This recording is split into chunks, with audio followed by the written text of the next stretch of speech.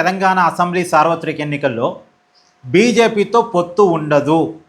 2027 నుంచి నేను పాదయాత్ర చేయబోతున్నాను. ఖచ్చితంగా బీఆర్ఎస్ని గెలిపించుకుంటాను. 90 సీట్లతోటి వచ్చే ఎన్నికల్లో బీఆర్ఎస్ పార్టీ అధికారంలోకి వస్తుంది. ఇది కేటీఆర్ చెప్పిన మాట. ఇక్కడ ఒక విషయాన్ని అర్థం చేసుకోవాలి. ఎన్నికల ముందు బీజేపీతో పొత్తు పెట్టుకోవడానికి బీఆర్ఎస్ సిద్ధంగా లేదు. నిజమే అది. ఇప్పటికైతే వాళ్ళు ఆ క్లారిటీతోనే ఉన్నారు.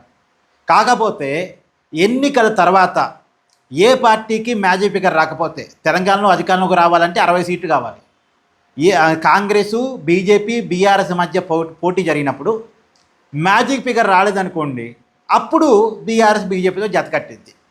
అంటే ఆఫ్టర్ ఎలక్షన్ పొత్తు పెట్టుకుందాం తప్ప బిఫోర్ ఎలక్షన్ పొత్తు పెట్టుకోవద్దు, ప్రీపోర్ పొత్తు వద్దు అనే దానికి బీఆర్ఎస్ ఒక అంగీకారానికి వచ్చినట్టుగా తెలుస్తుంది. దాన్ని కేటీఆర్ చెప్పారు. సరే, ఈరోజు డెసిషన్ అది, రేపొద్దున మళ్ళీ డెసిషన్ మారదని కాదు. కానీ ఇక్కడ కేటీఆర్ తనంతా నిరూపించుకుందామని కూడా అనుకుంటున్నాడు. కేటీఆర్కు బిగ్ ఛాలెంజ్. 2028లో అధికారంలోకి బీఆర్ఎస్ని తీసుకురావాలి, తన ముఖ్యమంత్రి కావాలి. ఇప్పుడు 2028లో కనుక బీఆర్ఎస్ పార్టీ అధికారంలోకి రాకపోతే ఇక ఆ పార్టీ మనుగడ చాలా కష్టం. ఎందుకంటే బీఆర్ఎస్ అనేది ఒక ప్రాంతీయ పార్టీ, ఒక ఏమైనా సెంటిమెంట్ బేస్డ్ పార్టీ, తెలంగాణ అనేటువంటి వాదం మీద పుట్టినటువంటి పార్టీ. ప్రాంతీయ పార్టీలు, సెంటిమెంట్ బేస్ మీద పుట్టిన పార్టీలు, వ్యక్తిగత ఇమేజ్తో పుట్టిన పార్టీలు. అది వ్యక్తిగత ఇమేజే. ఇప్పుడు కేసీఆర్, కేటీఆర్ వాళ్ళ ఇమేజ్ మీద బేస్ అయిన పార్టీలు. ఈ వ్యక్తిగత ఇమేజ్ మీద బేస్ అయిన పార్టీలు ఎక్కువ కాలం అధికారం లేకుండా మనుగడ కొనసాగించలేవు. అధికారం ఎక్కువ కాలం లేదు అంటే ఆ వ్యక్తుల ఇమేజ్ కూడా పడిపోయింది. ఒకనాడు తెలంగాణ సాధించినాడు కేసీఆర్కు ఉన్న ఇమేజ్ ఇవాళ ఉండదుగా, ఆనాడు కేటీఆర్కు ఉన్న ఇమేజ్ ఇవాళ లేదుగా, కొద్ది తగ్గిందిగా. సో ఇది క్రమక్రమంగా అధికారం లేకపోతే పడిపోయే అవకాశం ఉంటుంది. అధికారం లేకుండా ప్రాంతీయ పార్టీలు ఎక్కువ కాలం మనుగడ కొనసాగించడం, అది ఏ పార్టీ అయినా కావచ్చు. అది ఇప్పుడు బెంగాల్లో తృణమూల్ కాంగ్రెస్ అయినా కావచ్చు, తర్వాత తమిళనాడులో డిఎంకే అయినా కావచ్చు, తెలంగాణలో బీఆర్ఎస్ అయినా కావచ్చు. ప్రాంతీయ పార్టీలు వాళ్ళకి ఏం సిద్ధాంతం పెద్ద ఉండదు, సిద్ధాంత బేస్ ఉండదు. రెండోది వాళ్ళకి మైనస్ ఏంటంటే పార్టీ కమిటీలు, పార్టీ ఫంక్షనింగ్ కూడా పెద్దగా లేదు. ఈ మధ్య ఆ లోపాన్ని కేటీఆర్ గుర్తించాడు. మా పార్టీని కూడా టీడీపీ లాగా నిర్మాణంలో స్ట్రాంగ్ చేసుకుంటామని చెప్పాడు. సరే, వాళ్ళు గుర్తించారు కాబట్టి స్ట్రాంగ్గా చేసుకుంటే అది ఓకే.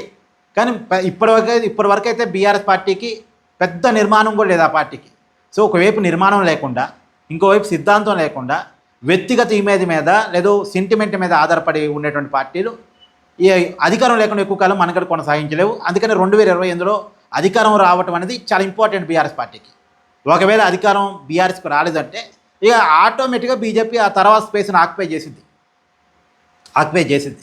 కాబట్టి ఇప్పుడు ఖచ్చితంగా పోరాడి శాయశక్తులా ప్రయత్నం చేసి అధికారాన్ని సంపాదించుకోవటం అనేది చాలా ఇంపార్టెంట్. రెండోది, ఇక ఎక్కువ కాలం అధికారంలోకి రాకపోతే ఆర్థిక వనరులు కూడా తగ్గిపోతాయి. ఇప్పుడు బీఆర్ఎస్ అధికారంలోకి వస్తుందని కాస్తో కూస్తో ఫండింగ్ ఇచ్చే పారిశ్రామికవేత్తలు ఈ పార్టీ పని అయిపోయింది అనుకున్నప్పుడు ఫండింగ్ ఇవ్వటం మానేస్తారు. ఎప్పుడైనా వీళ్ళతో మనకి అవసరం ఉంటుంది, ఇక్కడ అవకాశం ఉంది అనుకుంటేనే ఎవరైనా. ఇప్పుడు ఆ పార్టీలో ఉన్నటువంటి